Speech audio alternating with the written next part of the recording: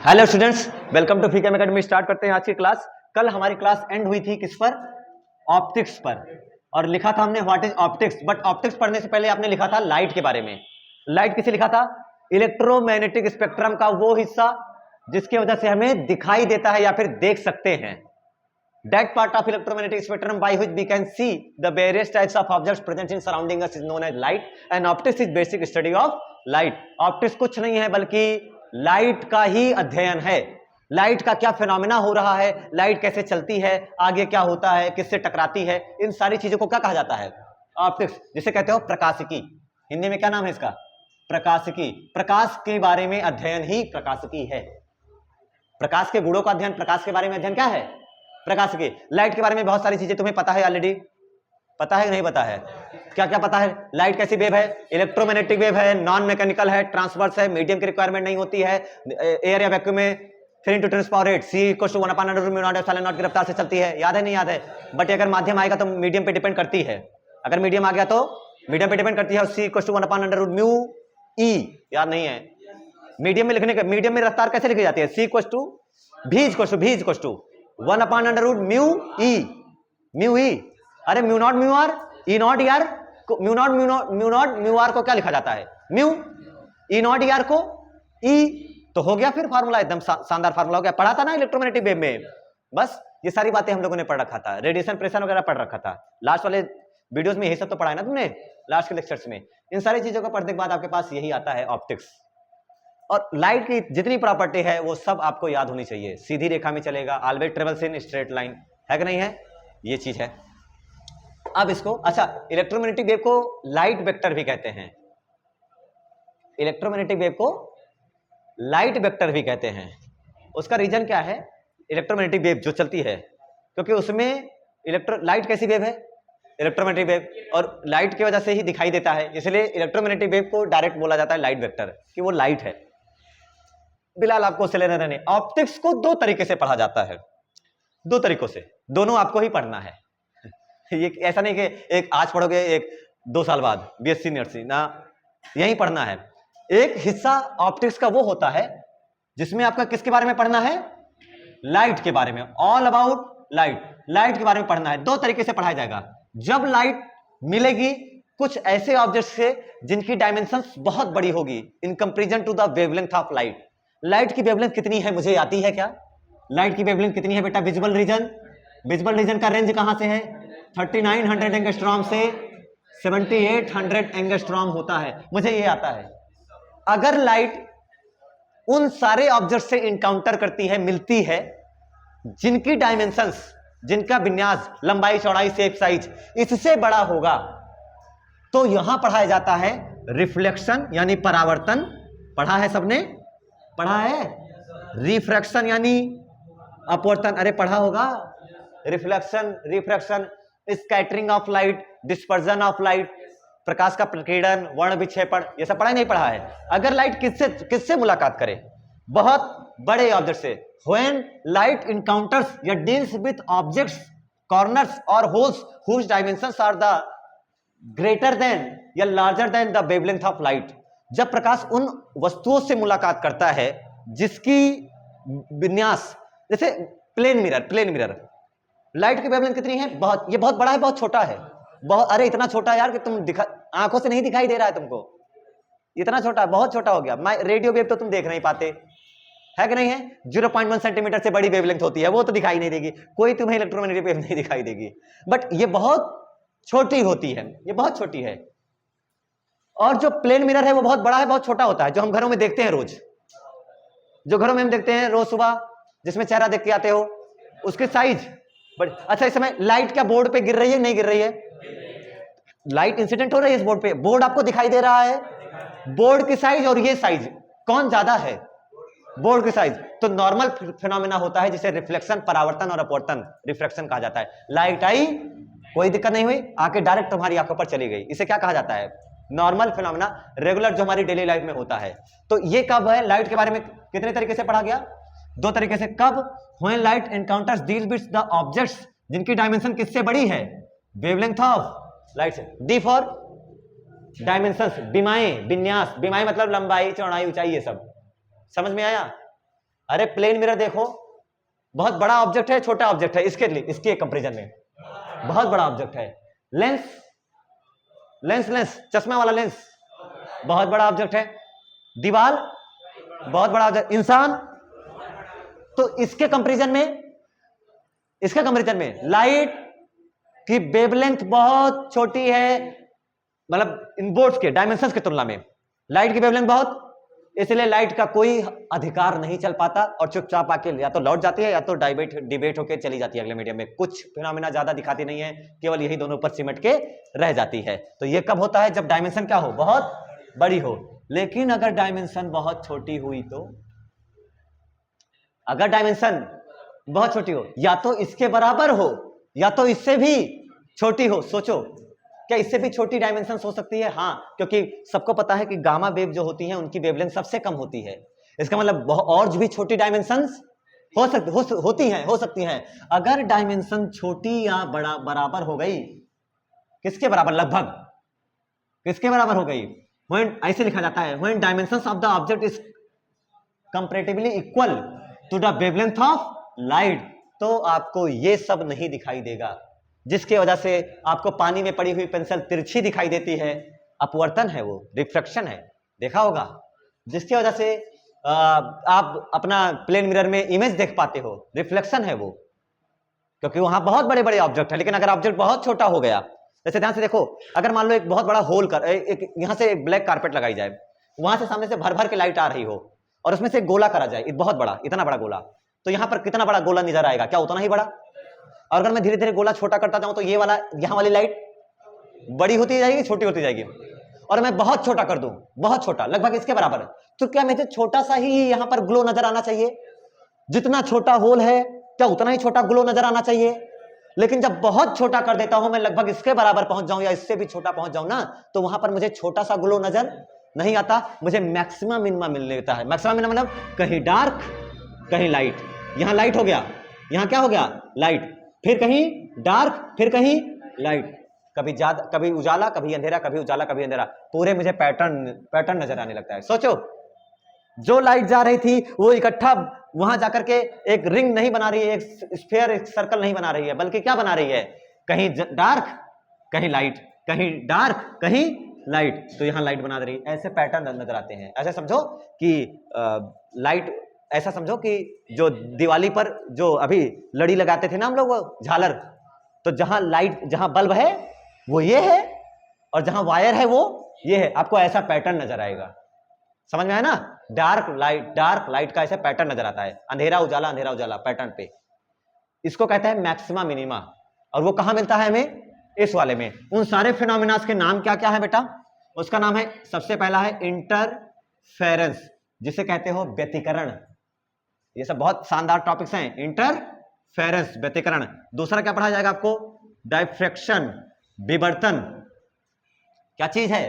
विवर्तन। उसके बाद आपको पढ़ा जाएगा पोलराइजेशन, ध्रुवण, प्रकाश का ध्रुवण, पोलराइड ग्लास, पोलराइड फिल्म्स वगैरह आती हैं, है ना? ये सारी चीजें, इंटरफेरेंस, डिफ्रैक्शन और पोलराइजेशन। और बस आगे मॉडर्न फिजिक्स में हम लोग चलते हैं तो फोटो इलेक्ट्रिक इफेक्ट वगैरह पढ़ा जाएगा। बट ये तीन चीजें तुम्हें पढ़ना है, जिसमें से ये पूरा टॉपिक हो जाता है बेटा, ये पूरा टॉपिक हो जाता है। अब यहां पर पढ़ा जाता है वेव ऑप्टिक्स के नाम से। ऑप्टिक्स टूट गया, देखो दो भागों में। जब आप वेवलेंथ के बराबर हो गए, वेवलेंथ के, तो वेव ऑप्टिक्स, और वेवलेंथ से ज्यादा हो तो रे ऑप्टिक्स। इसका कौन सा नाम होगा? रे ऑप्टिक्स, यानी इसका दूसरा नाम है ज्योमेट्रिकल ऑप्टिक्स। ज्योमेट्रिकल, क्यों ज्योमेट्रिकल पढ़ा? क्योंकि हमारे ज्योमेट्री में जो भी इंस्ट्रूमेंट्स है, क्या वो बहुत बड़े हैं, बहुत छोटे हैं? स्केल बड़े, कंपास बड़ा, पेंसिल, ग्लास बड़ा, तो इसलिए उसका नाम पड़ा ज्योमेट्रिकल ऑप्टिक्स। हमारा उसी से काम हो जाएगा। उनके डायमेंशन बहुत ज्यादा है, इसलिए उसको किरण प्रकाशिकी या फिर ज्यामितीय प्रकाशिकी के नाम से जाना जाता है। और इसको किस नाम से जाना जाता है? तरंग प्रकाशिकी, वेव ऑप्टिक्स। बताओ वेव ऑप्टिक्स कब पढ़ाया जाएगा? जब लाइट किससे मिलेगी? बहुत बड़े ऑब्जेक्ट से या बहुत छोटे ऑब्जेक्ट से? जब ऑब्जेक्ट, उन ऑब्जेक्ट से लाइट मुलाकात करने जाएगी जिनकी डायमेंशन बहुत छोटी हो, लगभग किसके बराबर हो? लाइट के वेवलेंथ के इक्वल हो या फिर इससे भी कम ही हो। बात समझ में आई? तो लाइट को, ऑप्टिक्स को दो भागों में पढ़ा जाएगा। पहला क्या पढ़ा जाएगा? ये साइड का हिस्सा, तो इसको नोट करें अपने हिसाब से, है ना? अगर डेफिनेशन में वगैरह लिखना चाहेंगे तो लिख सकते हैं। रे ऑप्टिक्स की डेफिनेशन क्या बनेगी? When light encounters with objects holes और corners those whose have dimensions whose has greater dimension than the wavelength of light।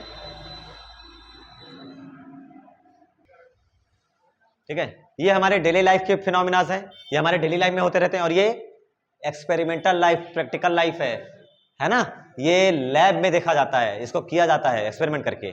ठीक है, ये तो तुम्हारे डेली लाइफ में देखते ही हो। तो सबसे पहला टॉपिक क्या होने जा रहा है आपका? Reflection of light. Very good, तो टॉपिक का नाम होगा रिफ्लेक्शन ऑफ लाइट। और एक सेकेंड, टॉपिक का नाम रिफ्लेक्शन ऑफ लाइट नहीं है, टॉपिक का नाम मैं शुरू कर रहा हूं रे ऑप्टिक्स। मैंने तो आपको ऑप्टिक्स का इंट्रोडक्शन दिया था। रे ऑप्टिक्स की डेफिनेशन आप सबको आती है ना?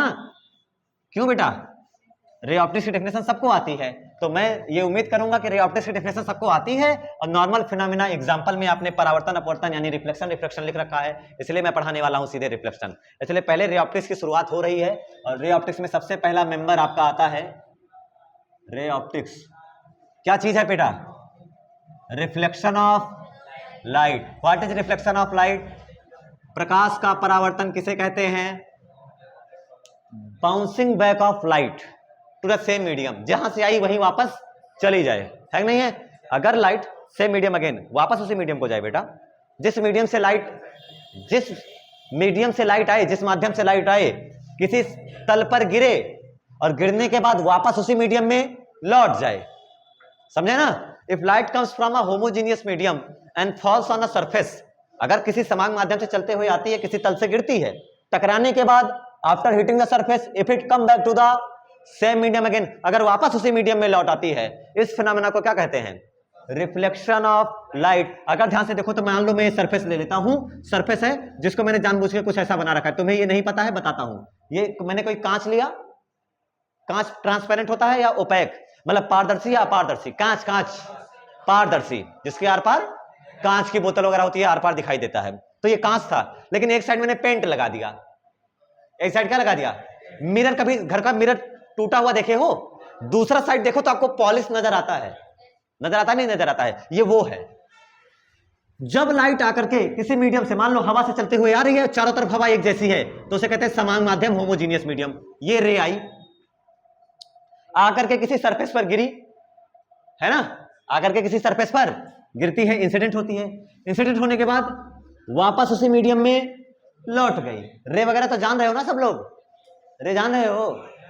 प्रकाश के चलने की डायरेक्शन है रे। प्रकाश जिस भी रास्ते से जाता है, the path of light is called ray. प्रकाश के रास्ते को क्या कहोगे? रे। अगर प्रकाश ऐसे जा रहा है, अच्छा ध्यान से देखो, प्रकाश ऐसे है, ऐसे थोड़ी है, ऐसे थोड़ी है प्रकाश। लाइट तो ऐसे है ना बेटा, इलेक्ट्रोमैग्नेटिक वेव। अब एक टाइम पर एक वेव चल रही है इनफाइनाइट, तो अब तुम इनफाइनाइट वेव बनाओगे, और मान लो तुम एक ही बनाओ, और एक ही तो क्या ऐसे बनाओगे? सोचो इस चीज को, क्यों ये लाया गया, क्यों इसका नाम रे ऑप्टिक्स रख दिया गया? एक टाइम पर अब ऐसे मान लो तुमने ऐसे बनाया, तुम्हारे बगल वाला दोस्त ऐसे बना दे, सर उसका ज्यादा नंबर हो गया, उसका मेरे कम नंबर, ये वाला दिक्कत आ जाएगी। इसलिए उन सबको मिला करके क्या कर दिया गया? क्योंकि एक टाइम पर अनंत वेव्स चल रही है ना, उन सबको मिला करके एक सीधी लाइन बना दी गई, और इसे क्या नाम रखा गया? रे। और रे के बारे में क्या खास बात है? एक जगह से शुरू होता है और इंफिनिटी तक जाता है। ओरिजिन फिक्स है, मूल बिंदु जहां से ये जन्म लेगा वो फिक्स है। जैसे टॉर्च ऑन करो तो ओरिजिन जहां से जन्म ले रही है, जहां से ओरिजिनेट होती है, तो फिक्स है ना, लेकिन जाएगी कहां तक? इंफिनिटी तक। तो उसे क्या कहते हैं? Ray of light. इसीलिए नाम रखा गया रे ऑप्टिक्स। जब कोई लाइट रे आकर के किसी सरफेस पर गिरती है और गिरने के बाद वापस उसी मीडियम में लौट जाती है, देखो हवा से आई और हवा में ही वापस चली गई, इसलिए इसे रिफ्लेक्शन ऑफ लाइट कहा गया। याद हो गया डेफिनेशन? जब प्रकाश किसी समान माध्यम से चलते हुए आता है और किसी तल पर गिरता है, गिरने के बाद वापस उसी माध्यम में लौट जाता है, इस घटना को प्रकाश का क्या कहते हैं? परावर्तन कहते हैं। ठीक है, तो डेफिनेशन बार बार मैं कितनी बार बताऊंगा? बता दे, दोबारा लिखोगे? क्यों लिखना है डेफिनेशन? वही तुम लोगों को तो आती होगी ना definition. When light comes from a homogeneous medium, when light comes from a homogeneous medium and falls on a surface, falls on surface, smooth हो रफ हो कोई फर्क नहीं पड़ता। When light comes from a homogeneous medium, जब प्रकाश किसी समान माध्यम से चलकर किसी तल से टकराता है। When light comes from a homogeneous medium and falls on a surface,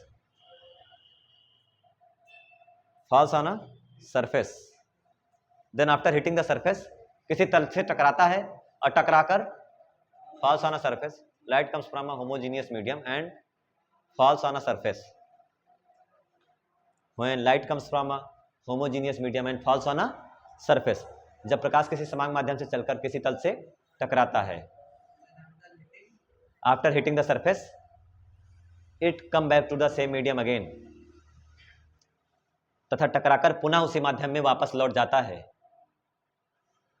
तथा टकराकर पुनः उसी माध्यम में लौटेगा। ये चीज याद रखना, आगे वाले में नहीं जाएगा। आगे वैसे भी रोक दिया मैंने, देखो वो पैक लगा दिया, अपारदर्शी है ना, तो उसे क्या कहते हैं? जिस मीडियम से हवा से आई तो हवा में ही जाए, है ना, रिफ्लेक्शन।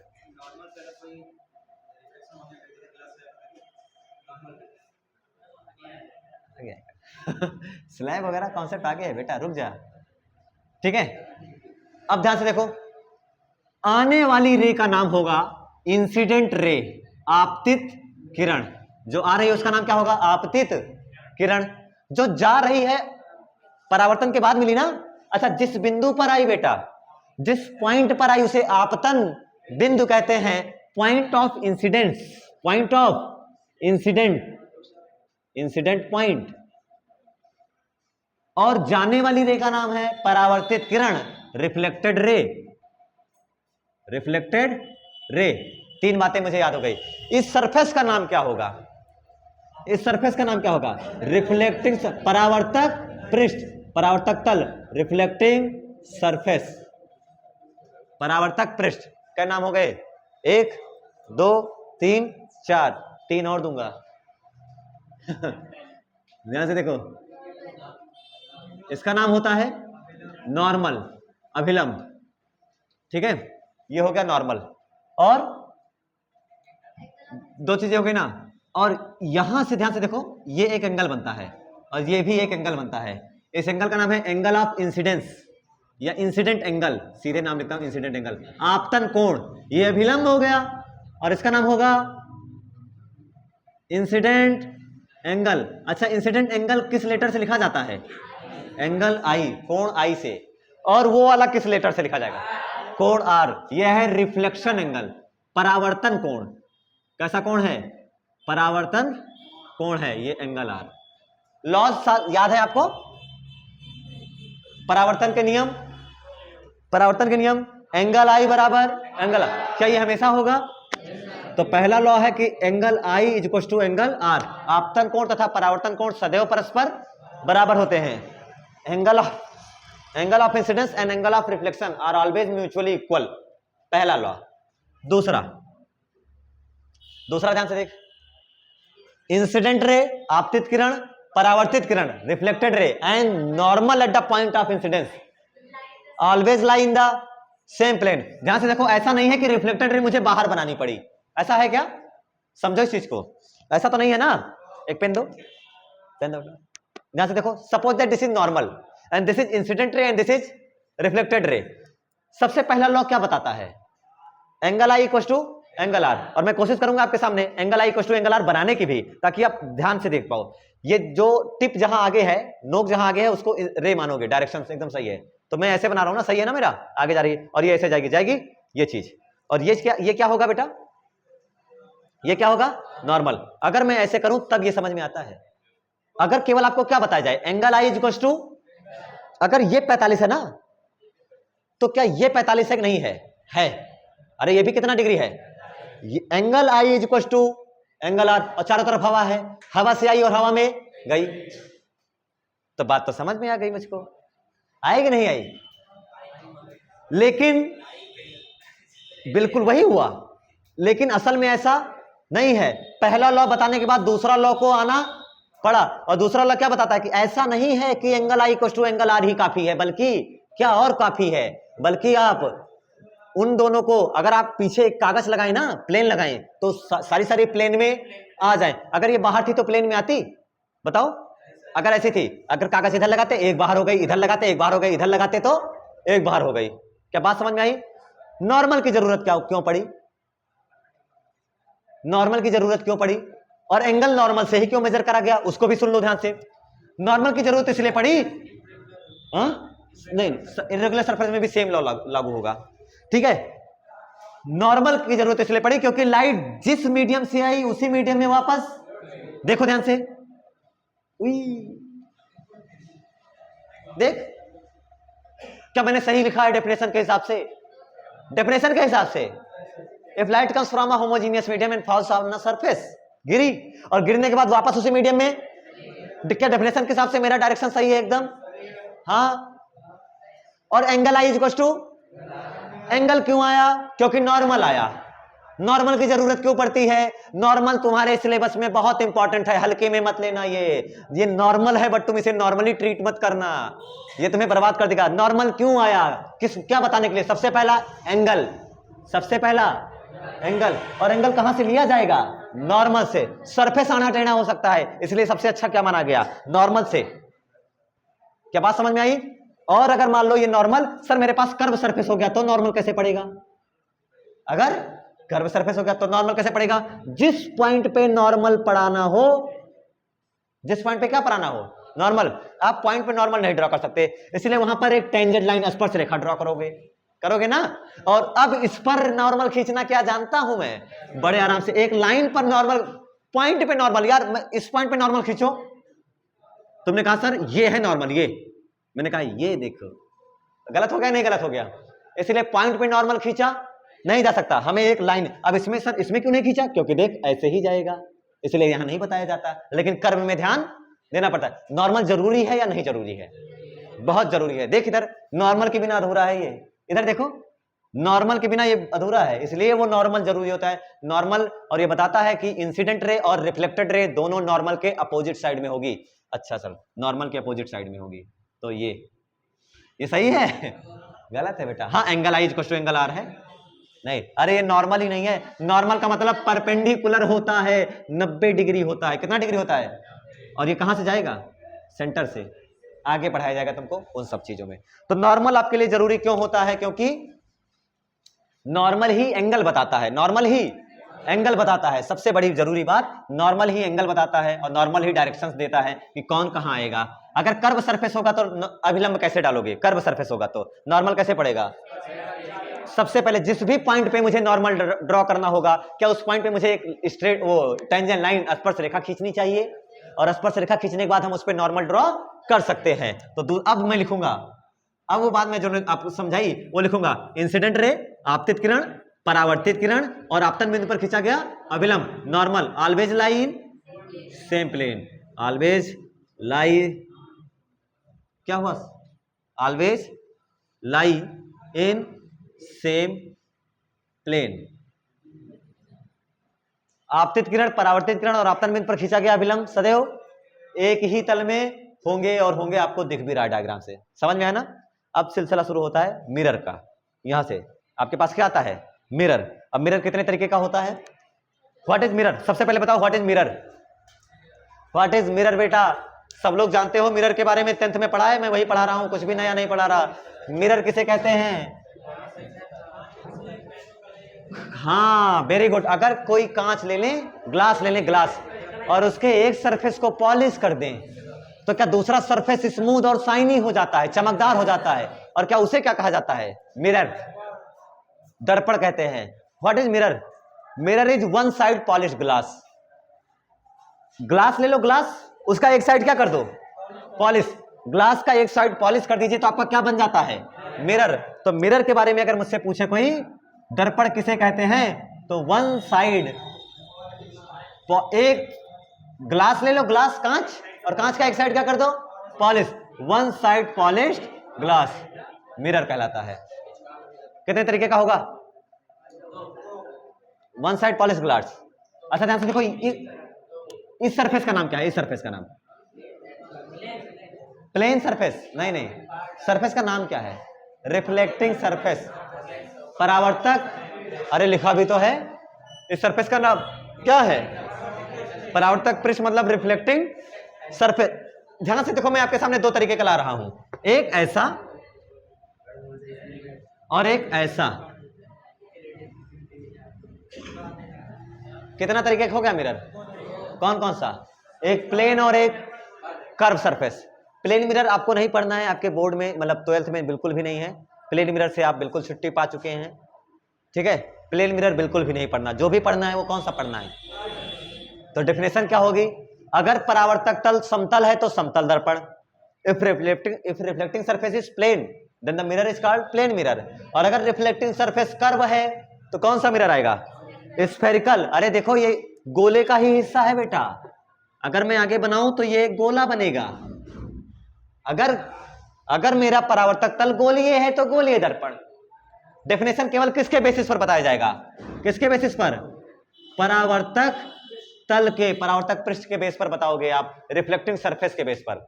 अगर समतल हो गया, ये प्लेन हो गया तो प्लेन मिरर, अगर गोलीय हो गया तो गोलीय दर्पण स्फेरिकल मिरर, अगर ये कर्व होगा तो आपके सामने ये वाला कैसा मिरर है? कर्व, ये वाला प्लेन है ना। तो आपके पास दो तरीके के मिरर हो गया। पढ़ना कौन सा है तुम्हें? स्फेरिकल। स्फेरिकल मिरर किसे कहेंगे बेटा? डेफिनेशन बता सकता है कोई? बताइए जल्दी से। स्फेरिकल मिरर ऐसा मिरर जिसका रिफ्लेक्टिंग सरफेस गोलीय हो, स्फेरिकल हो, सर्कुलर ना हो, कैसा हो? वक्रीय हो, गोलीय हो, उसे बोलेंगे स्फेरिकल मिरर, है ना। जिसका रिफ्लेक्टिंग सरफेस गोलीय हो, स्फेरिकल हो।